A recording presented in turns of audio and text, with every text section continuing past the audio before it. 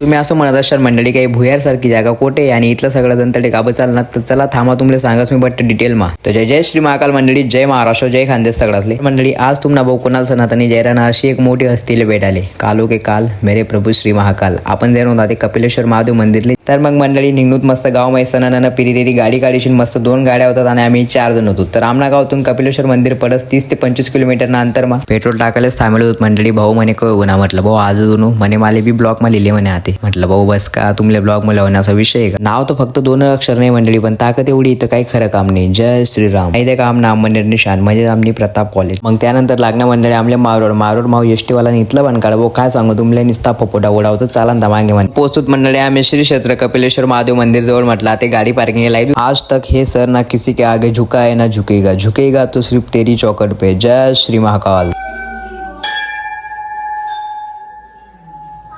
तर मंडळी महाकाल महाराजांचं तर दर्शन आपलं होई जायले आणि तुमले पण मी दर्शन कराय दिले. तर चला ते मंदिरने काहीतरी माहिती सांगाच मी तुमले. गैरा काही इतिहास आहे मंदिरना. धुळे जिल्हा तालुका शिंदखेडा निम मुळावत गाव मा हे मंदिर स्थित आहे. कपिलेश्वर महादेव. कपिलेश्वर महादेव मंदिर आहे पूर्वमुखी मंदिर आहे मंडळी. म्हणजेच पहिली सूर्यानी किरण मंदिरना शिवलिंगवर पडस. या मंदिरमा महाऋषी कपिलेश्वर मुनीने आडे तपस्या करी होती महादेवनी आणि या शिवलिंग आडे स्थापित करी होती. या मंदिरमा 3 शिवलिंग आहेत मंडळी. अतिशय कलावंत मंदिर आहे मंदिरनी. नवस्थापना पुण्यश्लोक श्री अहिल्याबाई होळकर यसना आतेवरी 600 वर्ष पूर्वी हे मंदिरनी स्थापना वंती. हे मंदिरना सौंदर्य आणि निसर्ग, तापी पांजरा व गुप्त कपिलगंगा या तिन्ही नदीसना संगम आटे हे मंदिर जोगे बस. या ठिकाणी मी आता वरती चढे राहू मंदिर आहे काय ते तर मला काही सांगता यावं नाही, पण तुम्ही नक्कीच कमेंट मा सांगा. तर तुम्हाला सांगच मी तडे वरती जाशील कसं वाटत असतं. या ठिकाणी वरती चढीशील मंदिरी काही मंदिरना असा प्रकारे व्ह्यू येस आणि हाच ते ठिकाण ज्या ठिकाणी आम्ही वरती चढ नव्हतो. कपिलेश्वर महादेव मंदिरनं दर्शन तर उजाल होतं आणि मंदिरने A to Z मी तुम्हाला माहिती दिली. जर काही कमी पडी घेऊन तर कमेंट मा नक्कीच सांगा म्हणजे मला पण माहित पडते. आणि आम्ही चाललो होता ते मुळावत गाव म्हणजे आमना किरण भाऊ मुळावतकर असले भेटाले. भाऊ म्हणे तुम्ही 12 ज्योतिर्लिंग 4 धाम यात्रा करू ना तुमले भेटूस वाटाणं. म्हटलं भाऊ मी स्वतःही तुमच्याकडे काही टेन्शन नाही केलं आणि पण किरण भाऊंच्याच ना गाव मा आपण घुसनूत भाऊ तसाच पाणी चालू आहे का. म्हटलं काय करावं बाबा काय कृपा आहे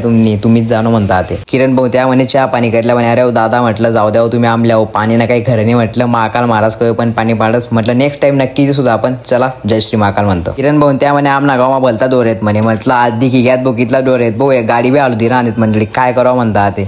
म्हणले म्हणता महाकाल महाराज बरं आहे. म्हटलं भाग्यश्री हॉटेलवाला आपला खानदेशमानी होता. मग आम्ही विचार करा मंडळी. म्हटलं चला पाटरस रण धरण काम कितलं होणं दे की तरी येऊन म्हटलं कितलं बितलं पाणी धरणले आपला धरण जाऊ द्या. ते रस्ताना हाल इथला बेकार कट्टा केले बाप रे बाप. म्हटलं धरण जोगे पोच दगेतूत पण काय तरी रस्तात बंद होता. म्हटलं ते काय करा नाही चला म्हटलं गाड्या पलटावा ते निघा घर मंडळी. आपला आज ना ब्लॉग आडे समाप्त होस. भेटूत आपण नेक्स्ट ब्लॉग मा. जय महाराष्ट्र, जय खानदेश.